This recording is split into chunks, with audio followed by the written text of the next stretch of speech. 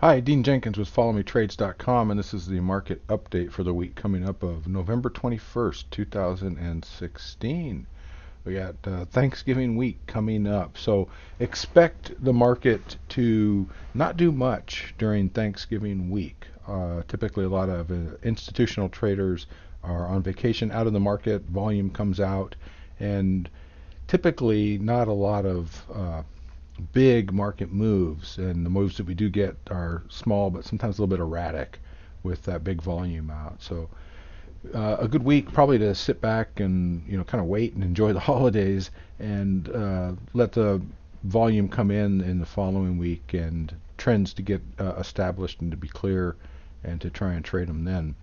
But what we've got going on right now is I'm looking at the S&P 500 daily chart, and we're going up really close and testing the market all-time high on the S&P 500, which was put in on August 15th at 2193.81.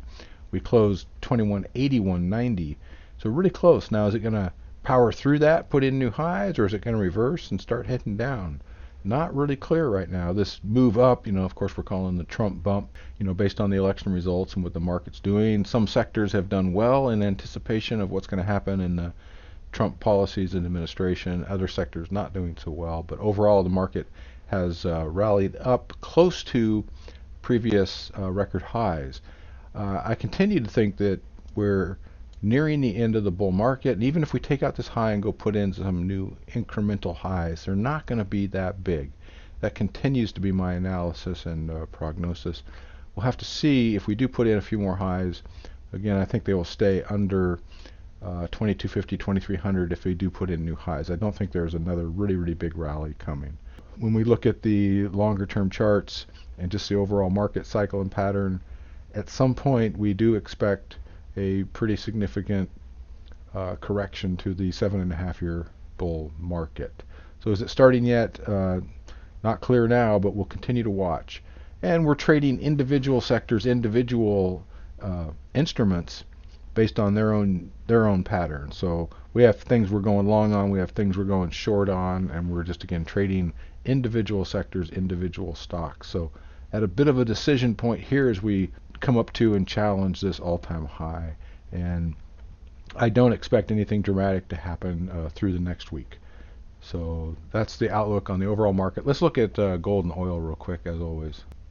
So here's gold, and for a couple months now we've been saying we thought the high was put in on gold, and it certainly was, at least in the short term, and we thought it would continue to drift downwards and sideways, and it's doing that, and we think that will continue again through this week, probably some sideways, very little motion next week. Really depends on what the indexes do. If the indexes go up, we can probably see some more lows in gold. If the indexes start heading down, gold might start heading up. We'll watch that, we'll update it. Once the big index correction begins, we do expect probably another move up in gold, and we'll update that. Here's the crude oil futures contract on a daily chart, and pulling up off the bottom here just a little bit, isn't it? So let's see if this can continue and bust through the cloud and head up, or if it's going to put in new lows. A little hard to tell right now. Oil's volatile.